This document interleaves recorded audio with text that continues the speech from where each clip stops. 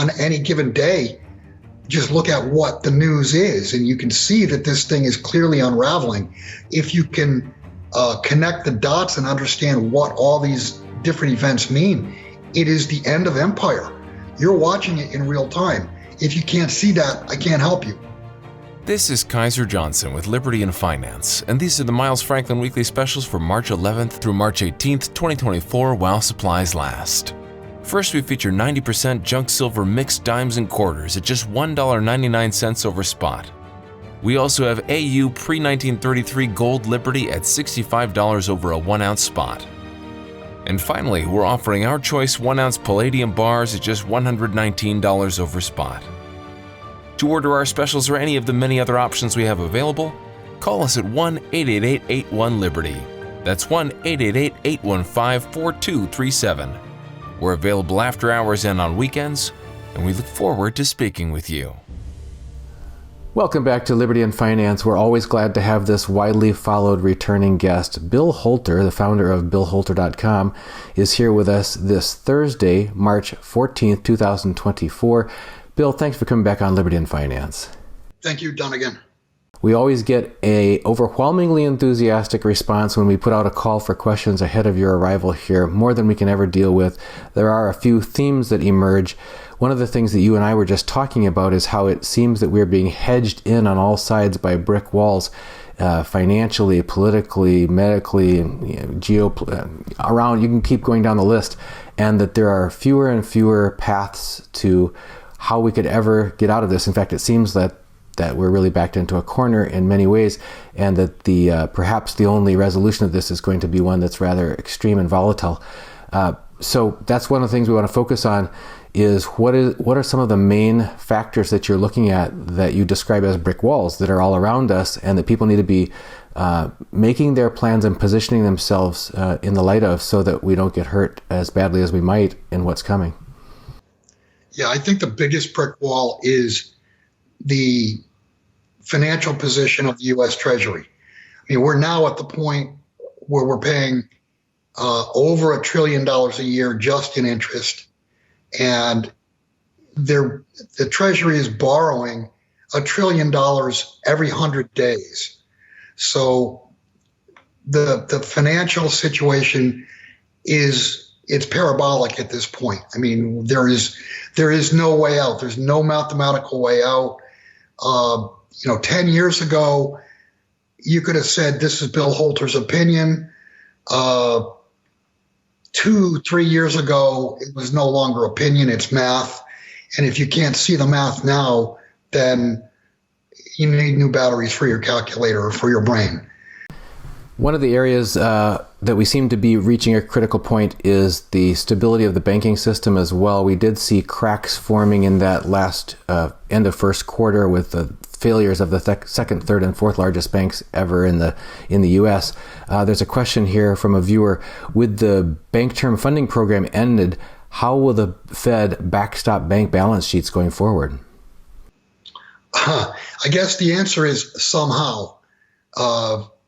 And when I say somehow, we didn't know back in 2008, 2009, all of the backstops. I mean, we didn't know that the Fed had lent $16 trillion all over the world.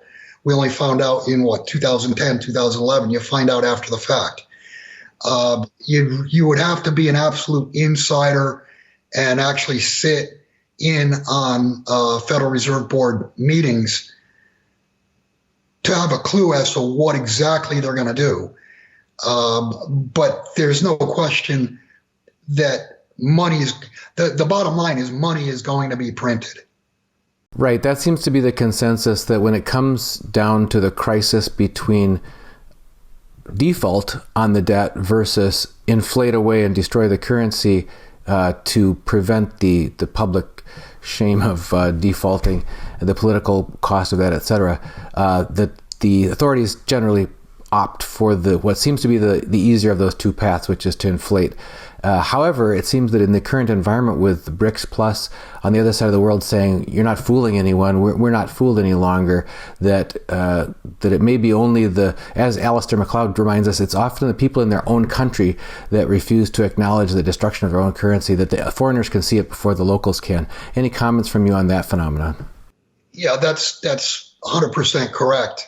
I guess you could say it's denial. People in the country that the currency is collapsing, they're in denial. If you look at what's happening or just over time with the BRICS, I mean, there's no question that group is getting larger and larger. They have said many times that they do plan to bring a currency forth, and that currency will be backed by something real.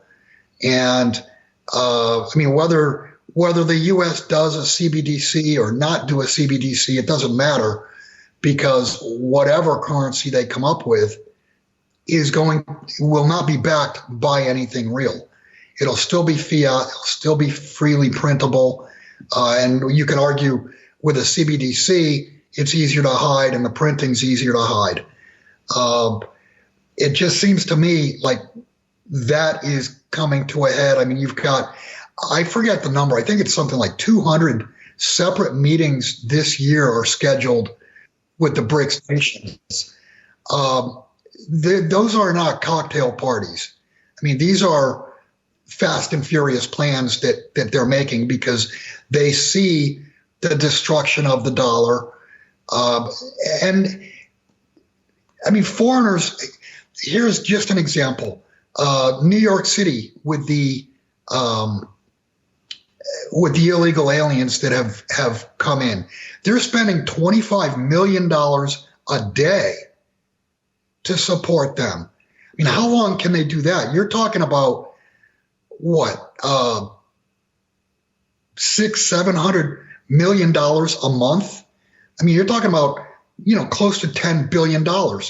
And New York City does not have a printing press. From a federal level, the feds can print the money. But on local levels, that's where the rubber meets the road, because they do not have the ability to print. So what do they have to do? They either have to borrow or they have to raise taxes.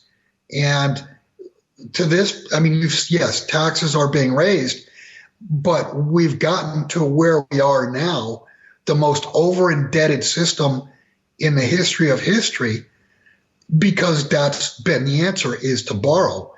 And just going one step further, I've asked this question, I've posted this on my website with several articles, I've probably done it half a dozen times.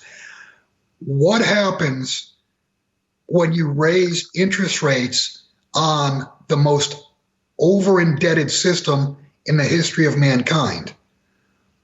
We know the answer, and I would just say we're going to find out, and we're going to find out very shortly. That's one of the concerns that many people who are paying attention are anticipating, is that it's been told to us since we were kids, the U.S. debt is almost an unimaginably large number, but it doesn't really matter because you can always just keep increasing it because we own the printing press and the Treasury and the Fed can just continue to expand that. But at some point, that in a rising interest rate environment, that becomes very real, especially to the outside world who've been holding significant numbers of U.S. bonds. Do you want to follow on with that reality card being played by the non-U.S. bondholders in this whole game of it doesn't matter how big the debt gets? Well, it doesn't matter if your head's in the sand, but if you're a foreigner and you understand that the debt can't be paid back and you own that debt, what's your natural move? Your natural move is to sell the debt. And then the question becomes, who's going to buy it? And historically, the Federal Reserve was the lender of last resort, and they're going to end up being the buyer of last resort for treasuries. As these foreign nations offload their treasuries, they've got to sell to someone. And what's going to happen is the treasury is going to be the only and last buyer of U.S. Treasury debt. How do you see that playing out as it affects treasury markets and how that affects all other markets? Since the treasury market, the debt market is the largest market of them all, how that affects everyone else with their retirements, their pension plans, etc. Okay, well, understand that the way the system is set up is that the U.S. Treasury market is the foundation to the entire financial system. And what's happening is as you have foreigners liquidating bonds, as they liquidate, it pushes the price down and thus puts upward pressure on yields. And I am on the record that I believe at some point in time, and I don't think it's going to be too far off, everybody's talking about when is the Fed going to cut rates? And the question in my mind is when is the Fed going to be forced to raise rates to protect the dollar? Because as treasuries get sold off, then they're also selling out of dollars. So that's more dollars that were held abroad that are going to come back. And the difficulty is, how does the Federal Reserve prop up dollars? Do they buy dollars with dollars? We really don't have any foreign reserves. I doubt we have much gold left at all. There's not been an audit since 1956. What are they going to use to buy these dollars that are coming back to the United States? You can't. In other words, if you're buying dollars, you've got to print that many dollars to buy the dollars. So what you're doing is you're increasing the supply of dollars to try to protect the dollar. It's a mathematical perversion, if you will.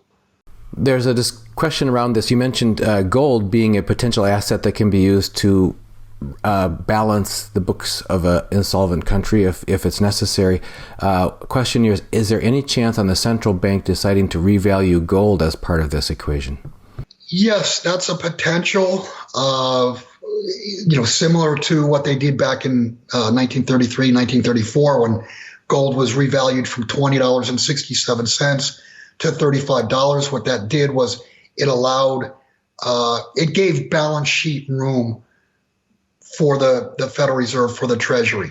The problem is we say, and we have said for however many years now, since 1971, we've said that we have 8,300 tons of gold.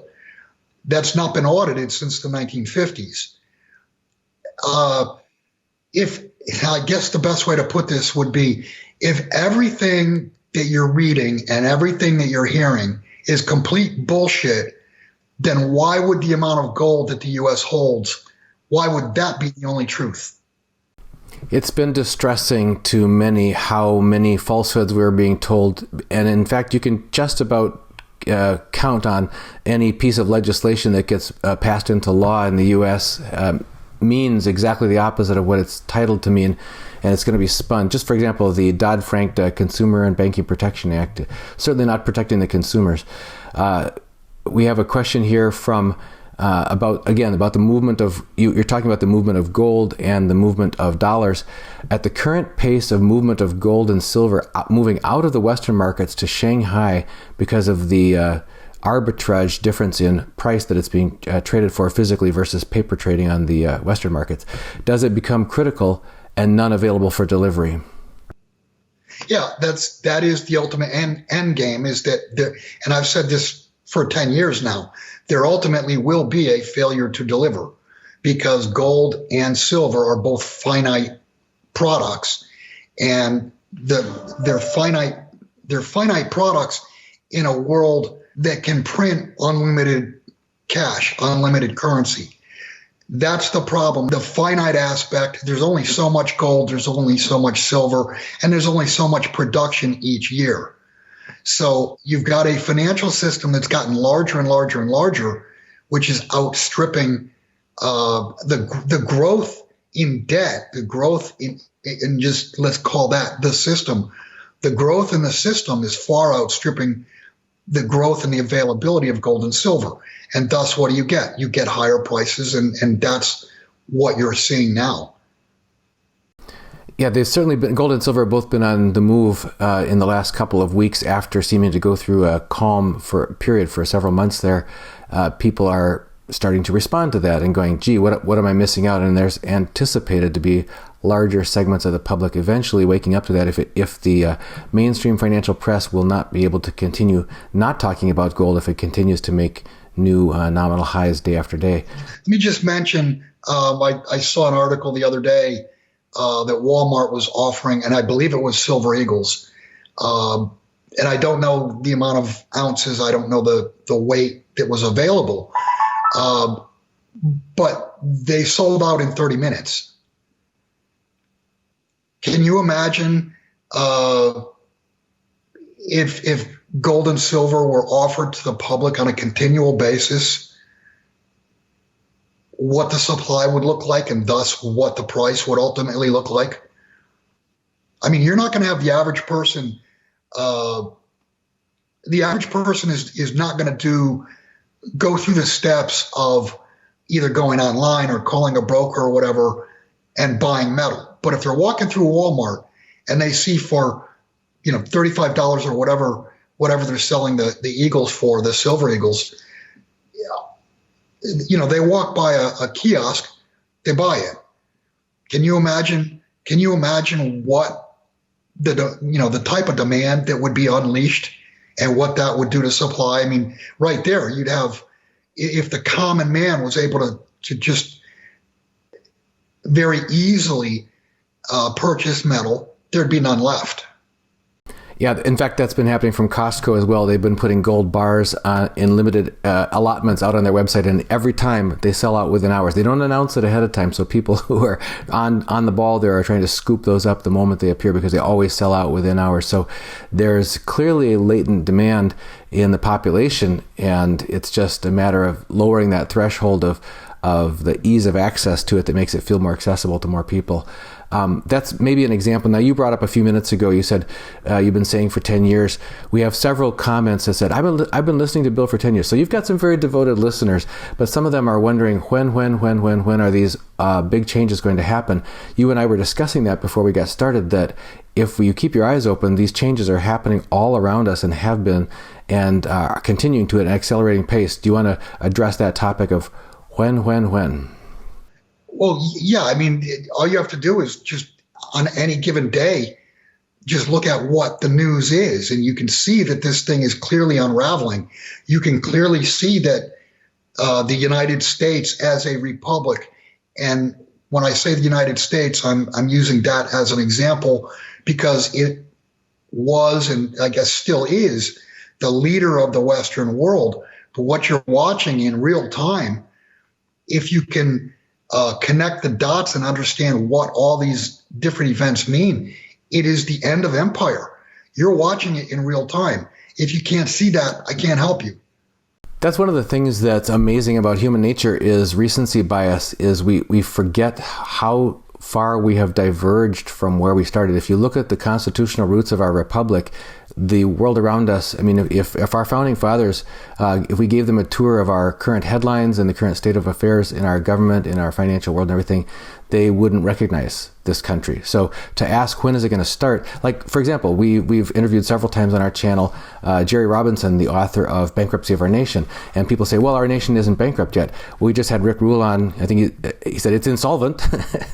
It has no plans for regaining solvency. Yeah, that's the word, is it's insolvent. Have we declared bankruptcy? Have we failed to make payment? No. But the issuer of the dollar, the Federal Reserve, they are technically insolvent. They lost $114 billion last year based on interest rates rising and their loan portfolio dropping. And the last I saw, the equity that the Fed supposedly had was $65 billion. So you're looking at what, a negative $49 billion balance on their balance sheet. Does that mean they can't pay? No, they can print more dollars. But what that tells you is the dollar itself, the purchasing power that you have today is false, because the dollar itself is issued by a technically insolvent entity. Rick Rule reminds us that if we managed our own financial affairs the way that pick the Social Security Administration, the Fed, the Treasury, any of them do, we'd all be in prison.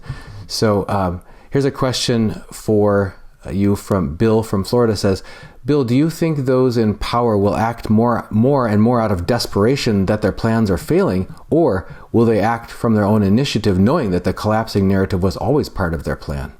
That's a tough one, because I don't think that the majority of those that are in power today, went back to 1913 with the beginning of the Federal Reserve. I think they're self-serving in current time. Now, that said, I do believe that the creation of the Federal Reserve, I think G. Edward Griffin was absolutely correct in the book, The Creature from Jekyll Island, that it was a plan that started 110 years ago to bankrupt the United States. So, I mean, that's a tough question. And let me just go one step further. When you're talking about those in power right now predominantly are left-leaning, and in many cases very far left-leaning. And I've spoken about this now probably for 90 days. In my opinion, it's less than a coin toss chance that we even have an election this year, that we have some type of false flag. Who knows what? I mean, it could be 100, it could be 1,000 different events that could occur that the left will start jumping up and down and saying, under these circumstances, we can't have an election. And I think that's where we're headed, is that these people understand that they're not going to be able to cheat enough. They've pissed off the vast majority of Americans. They, as I said, they won't be able to cheat enough to stay in power. And they know that what they've done is illegal. And under any system that still has any semblance of the rule of law, a lot of these people are going to go to jail. So acting out of, self-interest, are they going to double down? Yeah, they'll probably double down, triple down.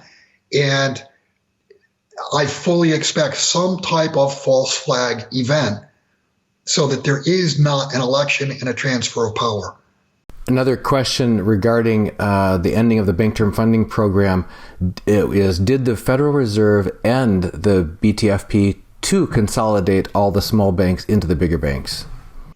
It does seem you could look at what Powell has said. You can look at what Yellen has said.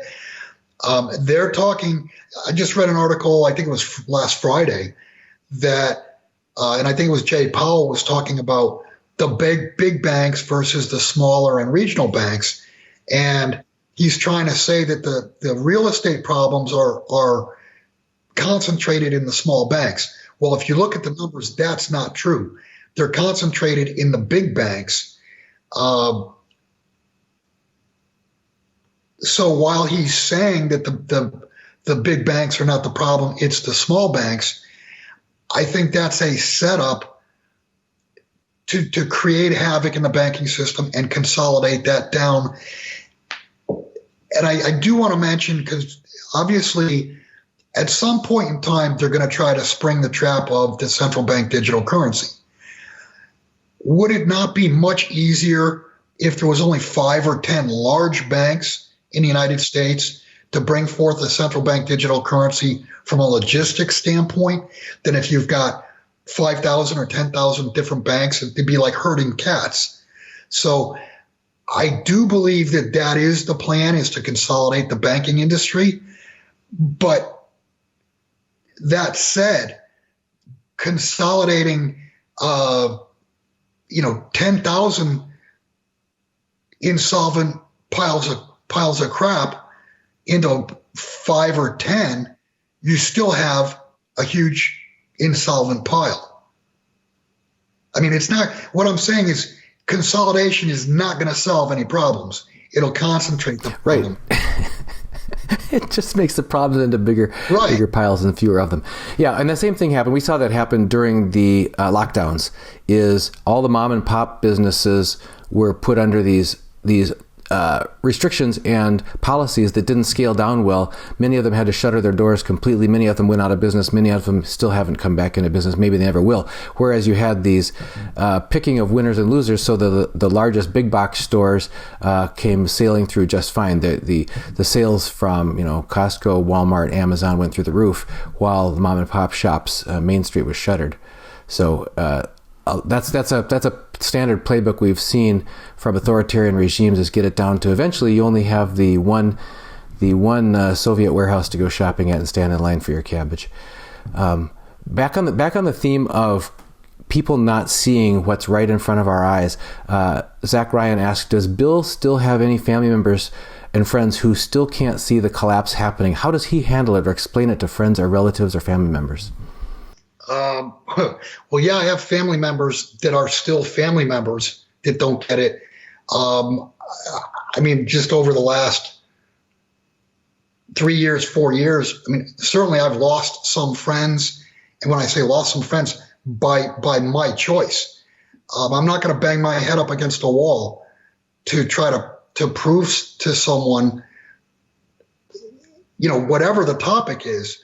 If you can't, like I said, if you can't see it by now, I can't help you. I mean, I've tried for years to warn people where this is going. Now we're on the off ramp, and it's obvious where the destination is. I mean, you could try for 5 minutes or 10 minutes, but why waste a half an hour or an hour or whatever?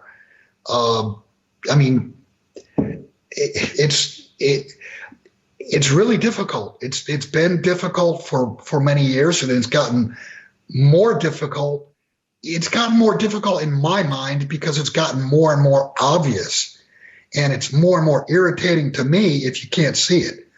Yeah, and a lot of the destination, we know in broad brushes and themes from the collapses of previous empires that the destination leads to no good for the common people, that there's a lot of turmoil, there's a lot of volatility, there could be loss of property, loss of life, there could be lots of things bad that happen for a lot of people, but we don't know the exact shape it's going to take. We don't know the exact day or the hour.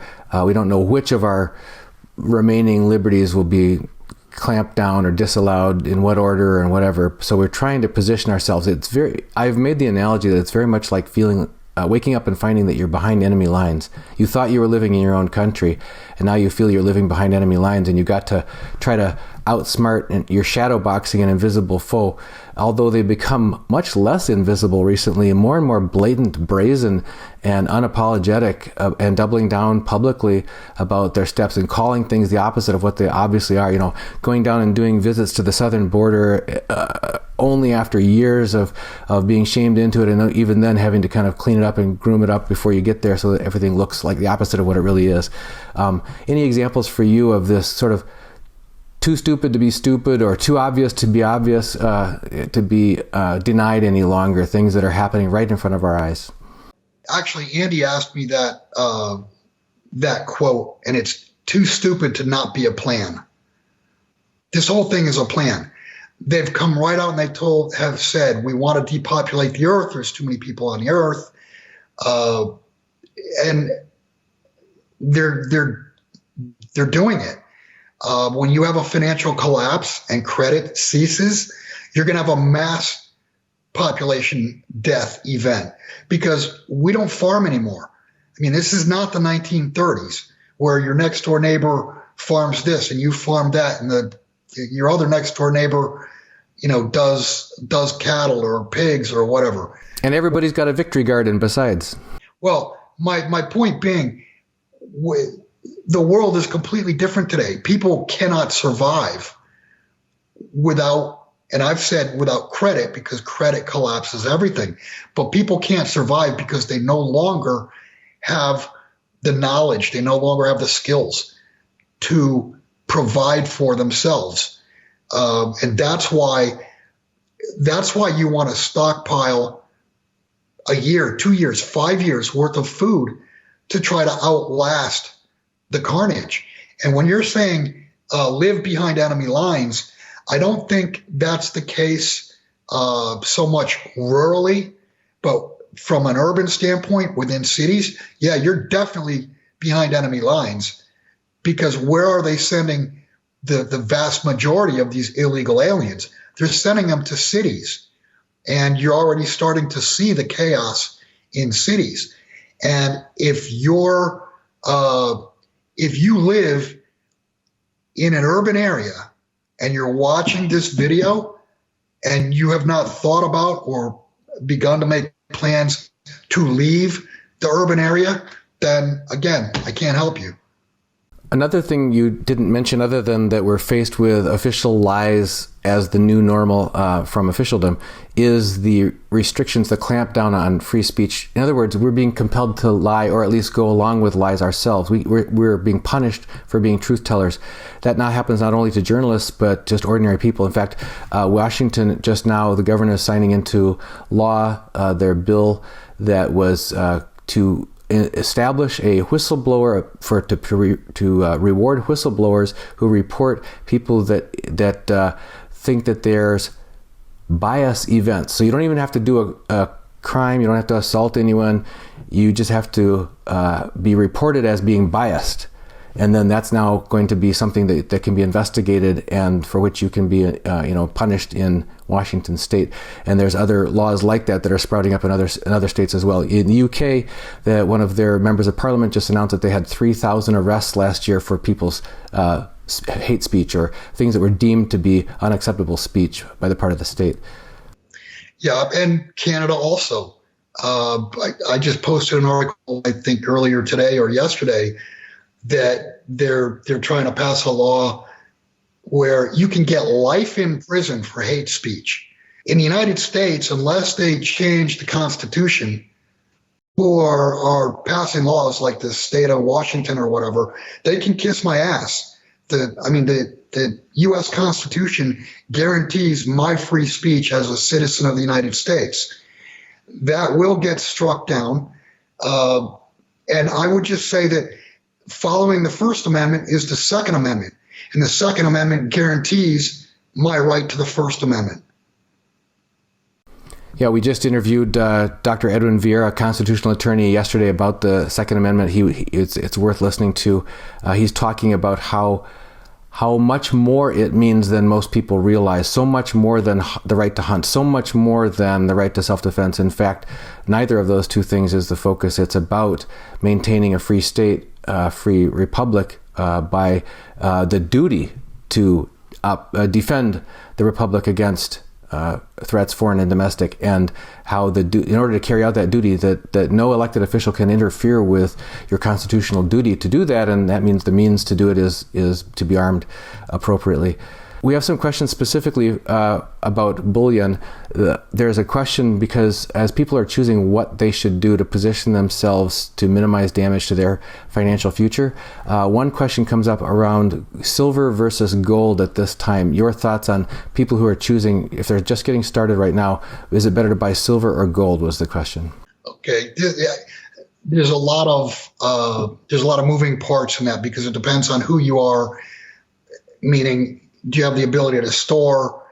You could store $1 million worth of gold in, a small box. $1 million worth of silver, you're talking about, filling up an entire closet and then some. That said, in my opinion, silver is going to be gold on absolute steroids. To see the current ratio is 86. It was just recently 90-1. In other words, it takes 90 ounces of silver to buy 1 ounce of gold. It comes out of the ground at 10-1. That's God's ratio. To see that ratio fall to 45-1 would mean that silver, from a purchasing power standpoint, will do twice as well as gold from these levels. And I think 45 is still too high. I think we're probably going to get down to 20, 25, maybe even lower. But silver will outperform gold. Now, that said, do you think there's any, as an individual, do you believe there will ever be a need for you to flee where you are? And if you flee, do you want to carry capital with you? the way to do that is gold, because it's compact, if you will. I mean, think about the Sound of Music. How did they get out of how'd they get out of Austria? How'd they get to the United States? Backpacks. Yeah. Yeah, backpacks, but they had gold with them. They were able to carry money with them. You can't do that with silver, because silver is not expensive enough, if you will. And as I said, to get down to a 45 to 1 gold to silver ratio, that's not outlandish at all. That should be expected. And you should expect silver to outperform gold 2 to 1. But they both have their uses. And as far as gold is concerned, how would you really use that in a system breakdown? How would you get eggs from a farmer? How would you really can't barter with gold unless you're going to give someone credit and say, here's my 1/10 ounce gold piece for, an egg, a couple pigs, but you still owe me. So now you're providing credit to the farmer. Whereas with silver, you can do a trade that is consummated and no one owes anybody afterwards. I mean, a silver dime, that's the smallest, it's the smallest unit and most recognizable unit that an American can own. And I mean, I've been adamant since probably 2017 or 18 that junk silver is the best form. And I mean, I will buy, if somebody says, I want a 100-ounce bar, I'll try to convince them that by asking the question, what's the utility of a 100-ounce bar? I'll buy it for somebody, but I think that's a grave mistake. If you're going to buy silver, you want to own junk silver. And if you're going to own gold, you want to own either Eagles, U.S. Eagles, or pre-1933 gold. You want U.S. Mint lineage coin, because if there is a confiscation, it'll be much, much more difficult for the U.S. Mint.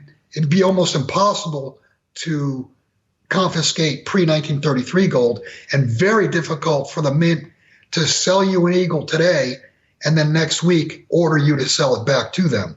There'd be all kinds of lawsuits. Now, could they do that with Maple Leafs, Krugerrands, bars, generics? Yeah, that's bullion. But if you have U.S. Mint lineage coin, you are giving yourself some protection from confiscation. That's another question from a viewer. Any preference between U.S. Gold Eagles versus pre-33 Gold Liberties if the premiums are essentially similar? Yeah, and actually the premiums are quite similar now. The numismatics have fallen back. I mean, you could buy a MS-63 St. Gaudens for very, very close to the same price as an Eagle. And your protection from confiscation is, I mean, like I said, you're talking about a collectible versus a bullion coin. Even though the Eagle is a U.S. Mint lineage coin, you're talking about a collectible, and you're a coin collector, you're not a hoarder. And there is legal precedent behind that. Any preference between U.S. gold buffaloes, which are 4/9 fine pure, like some of the other international gold sovereign minted coins, versus the U.S. Eagle that's been around a little bit longer, maybe more well known? I'm going to give you a cute answer. If it was me, I would own Eagles rather than buffaloes, simply because if you had to grab a handful of buffaloes or a handful of Eagles, put them in your pocket and flee, by the time you got to where you're going to, your buffaloes will be scratched and your Eagles will not be as scratched, because you're talking 22 karat versus 24 karat. Yeah, gold, one of the most soft and malleable metals for sure. If it's a pure non-alloyed form, it's very easily scratched. So in that case, the Eagles take the edge because they have some alloy in them to make them harder. Here's a question, and maybe the last one. Is it worth the hundreds in fees to move metals out of my Fidelity IRA gold and silver from a Delaware depository that actually does not tangibly store it under my name, but more in a pooled account? Is the risk insurance gained worth the time and the financial difficulty? When they're asking about moving, where are they moving it to?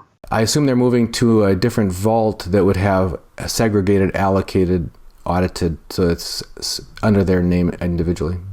Okay. All I can say on this is from personal experience. Back in 2001, I stored with Delaware Depository a bunch of 1/10 ounce Maple Leafs, and this was 2001 when I deposited them. They were all 2001 coins, and many people know that I left the country in 2006. I was gone for 5 years, and I wanted to move my gold out of the U.S. I actually moved it to Switzerland, and when the metal was delivered, they were 2006 coins. So even though I was told that the metal was segregated, something happened to the coin that I personally delivered. This is not a he said, she said. This happened to me. So, Delaware could do what they want. They could sue me, but that happened. My metal was not segregated. I was told it was segregated. And I have to wonder what happened to my 2001 coins. Were they lent out? What happened to them? Did they lose them and replace them with 06s? I have no idea. All I know is what I received is not what I deposited, and that's not what the contract was that I signed. Another aspect of this question is about metals in an IRA, and they are asking storing it, moving it to where it's stored under their name. So that might mean an individual account, which might mean just taking a distribution from the IRA and having it stored individually. Do you have any words of wisdom for people who are concerned about the potential counterparty risk of keeping metals under an IRA versus having them under their own name? There obviously is some counterparty risk if you store with any vault versus having it in hand. I would just make sure that if you store with a vault, that it's expressed fully that your metal is segregated, and the best way to know that your metal is segregated is to store in a vault that does not do pooled accounts. If they don't do pooled accounts, then in order to pool your account, they would have to create that program. And if they create that program, you're going to know about it. So you want to search for depository institutions that do not use pooled accounts and only hold segregated metal. I was just going to say that your presence here is always highly anticipated by our viewers because you've got your feet on the ground and your head straight. And that's refreshing. It's uncommon. And if people want to follow your work on a more up-to-date basis between your visits here, how should they stay connected with you? You can go to my website, billholter.com. If you subscribe, anytime anything gets posted, and generally I'll post 1, 2, 3 things a day. Sometimes they come individually, sometimes they're all at once. But you will get an email showing what's posted, so it'll tickle your memory. I want to read this article or whatever. You can go to my website. There is a contact button if you want to contact me directly. I have recently changed my business email. It's now BHOLTER@proton.me. All right. And folks, if you don't want to miss a single interview with Bill on Liberty and Finance, make sure you get on our free mailing list. It's completely private. We don't share your email address with anyone. Just go to libertyandfinance.com. Put in your email address, click submit. Make sure you acknowledge the confirming email. You'll get 1 email in your inbox per day with our latest interview, including all of our interviews with Bill. And Bill, as always, on behalf of all of our viewers, thanks for joining us on Liberty and Finance. Thank you, Dunnigan. This is Kaiser Johnson with Liberty and Finance, and these are the Miles Franklin Weekly Specials for March 11th through March 18th, 2024, while supplies last. First, we feature 90% junk silver mixed dimes and quarters at just $1.99 over spot. We also have AU pre-1933 Gold Liberty at $65 over a 1-ounce spot. And finally, we're offering our choice 1-ounce Palladium bars at just $119 over spot. To order our specials or any of the many other options we have available, call us at 1-888-81-LIBERTY. That's 1-888-815-4237. We're available after hours and on weekends, and we look forward to speaking with you.